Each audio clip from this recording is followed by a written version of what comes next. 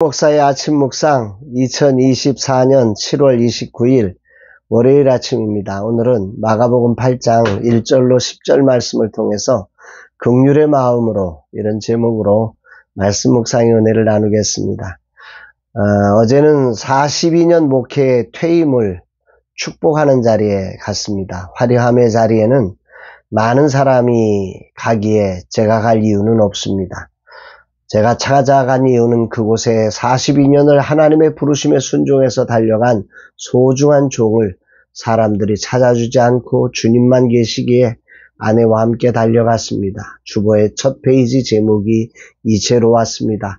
하나님께 올려드리는 퇴임 예배.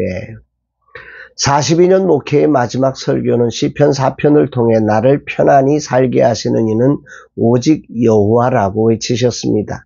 주께서 내 마음에 두신 기쁨이 곡식과 포도주가 풍성할 때보다 더하다는 믿음으로 여전히 하나님의 영광을 찬양하며 아무런 보장이 없이 퇴임하셔야 하는 그 자리에서 하늘에 가득 찬 영광의 하나님을 찬양하고 예수 인도하셨네 고백하며 은혜였다고 그렇게 고백되는 찬양의 가사 하나하나가 그분의 42년 목회 여정을 아름답게 보여주는 예배였습니다.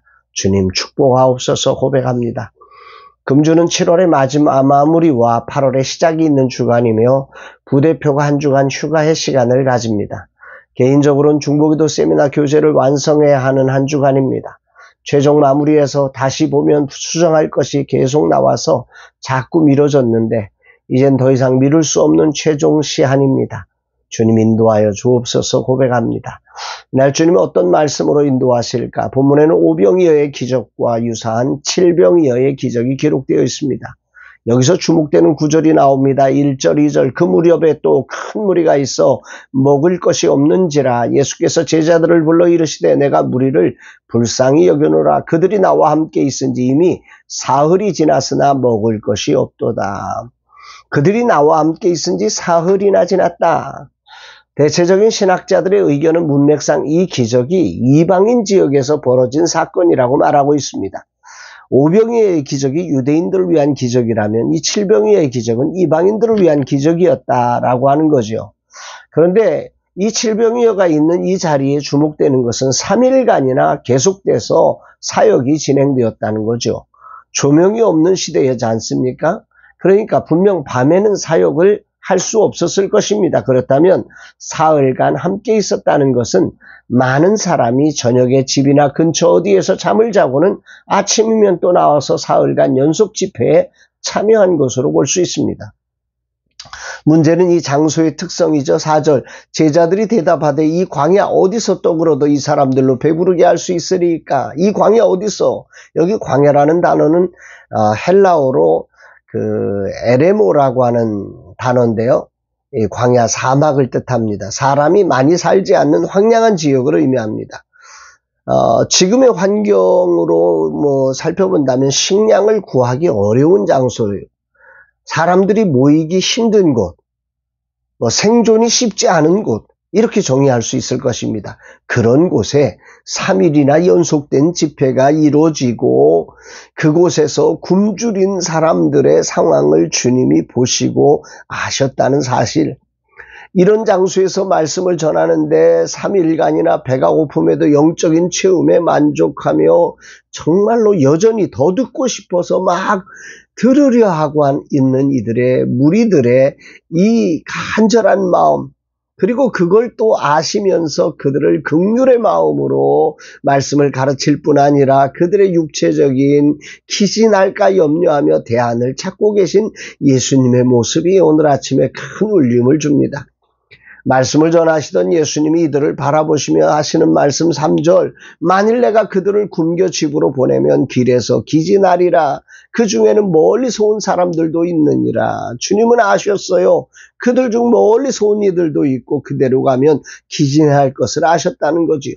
여기 기진하리라 번역된 단어들은 그 무리가 이 체력이 고갈되어 지치고 쇠약한 상태, 그 상태를 말하는 거죠.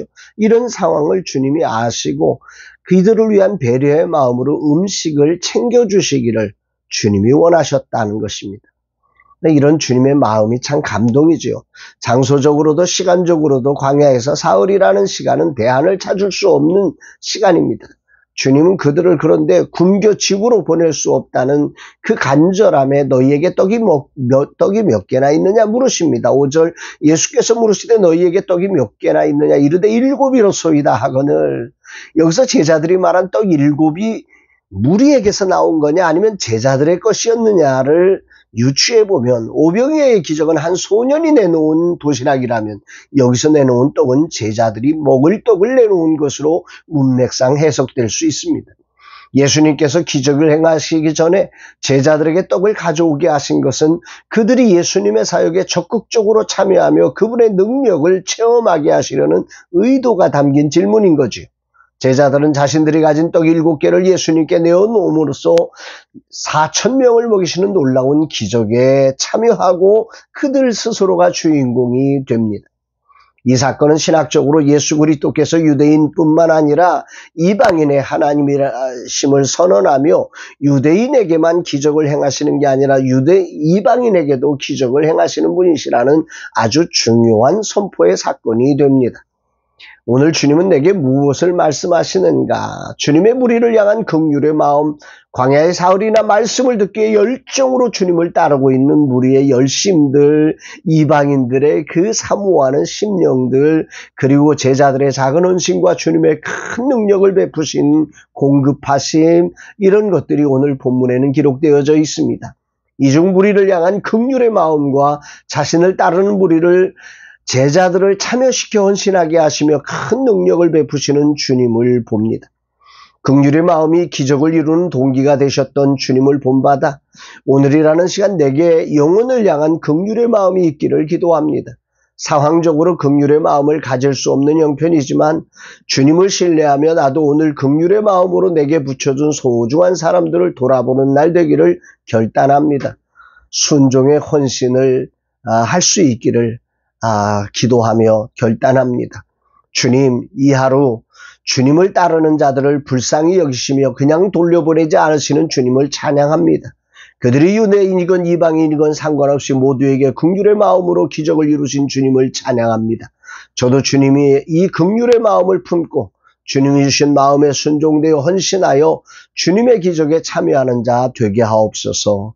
이 종을 그 거룩한 기적에 제자들을 사용하신 것처럼 이 종을 사용하여 주옵소서 고백하는 아침입니다. 사랑하는 여러분, 오늘 여러분들은 이런 주님의 긍휼의 마음 때문에 우리가 구원받은 자임을 기억하고 계십니까? 그리고 그 긍휼의 마음으로 우리가 만나는 사람들을 이 무더위 속에도 만나실 수 있겠습니까? 무더위가 있기에 짜증이 많이 나지만 이 긍휼의 마음을 기억하며 우리도 긍휼로 세상을 만날 수 있는 복된 날 되기를 주의 이름으로 축복합니다. 사랑합니다, 여러분.